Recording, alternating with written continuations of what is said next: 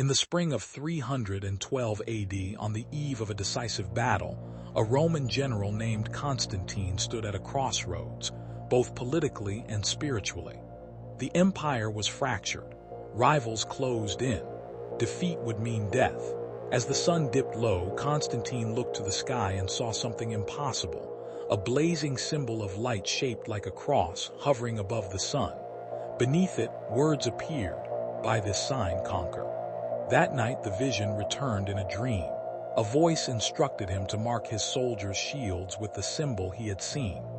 Constantine was not a devout Christian. Dreams to him were not doctrine, yet the clarity of the vision disturbed him. Against tradition and advice, he obeyed. The next day, at the Battle of the Milvian Bridge, his army won a stunning victory against overwhelming odds. Constantine credited the dream. Within a year, Christianity, once hunted and outlawed, was legalized across the Roman Empire. A dream reshaped history. Centuries earlier, in ancient Egypt, a Hebrew prisoner named Joseph stood before Pharaoh. The king was troubled by a recurring dream: 7 fat cows devoured by 7 thin ones, 7 full ears of grain swallowed by 7 withered stalks. None of Pharaoh's advisors could explain it. Joseph did. The dream, he said, was a warning: 7 years of abundance followed by 7 years of famine. Pharaoh listened. Grain was stored.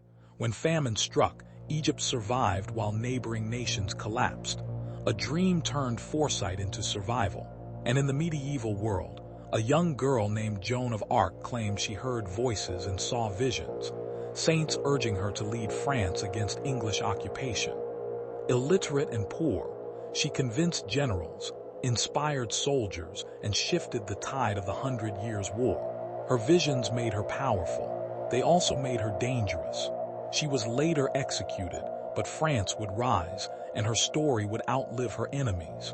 Across eras and empires, dreams and visions have done the same thing.